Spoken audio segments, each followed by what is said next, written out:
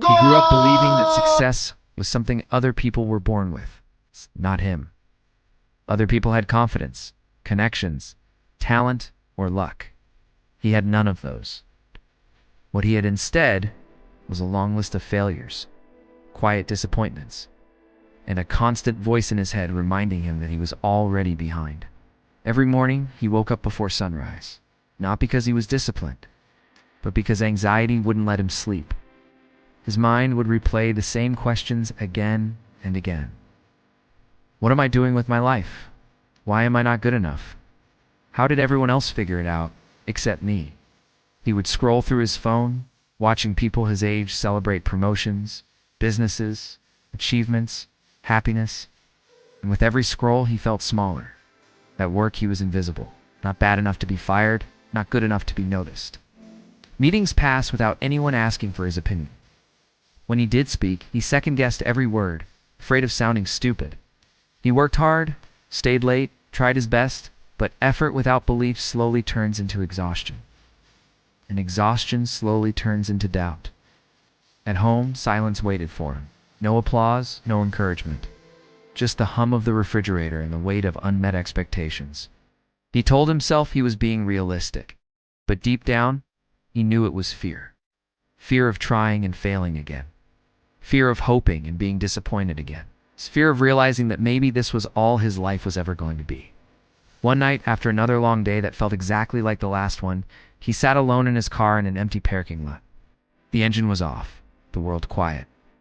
He stared at the steering wheel longer than he wanted to admit, not because he was tired, but because he was lost, completely lost. That's when something strange happened. Nothing dramatic, no miracle, no sudden motivation, just a thought. What if the problem isn't that I'm failing, but that I'm quitting in my head before I even begin? That thought didn't make him feel better. It made him uncomfortable, because it meant responsibility.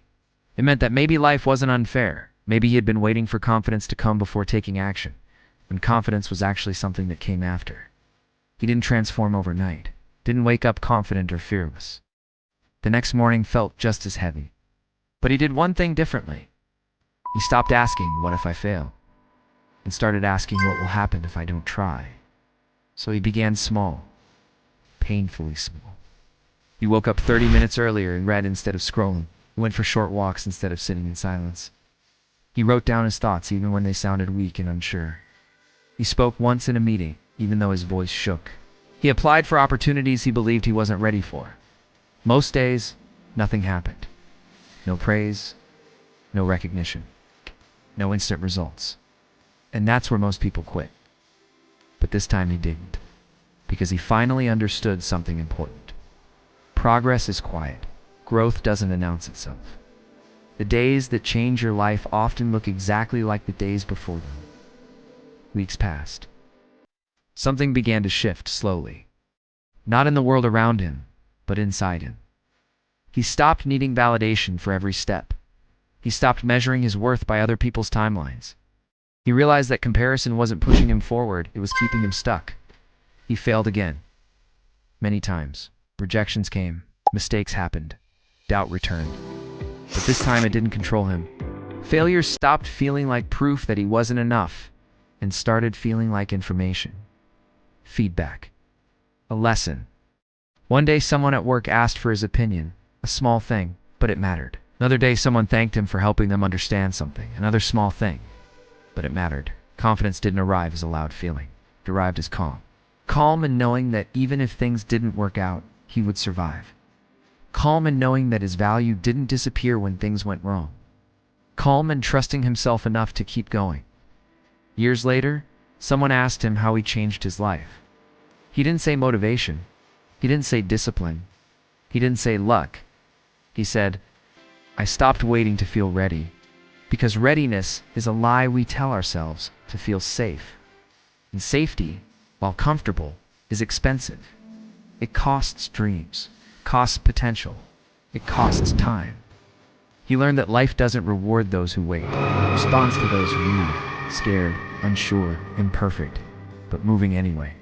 And the most important lesson he learned was this: you don't rise to the level of your goals. You fall to the level of your habits. The future isn't built on one big decision. It's built on small choices you make when no one is watching. The choice to try again. The choice to show up.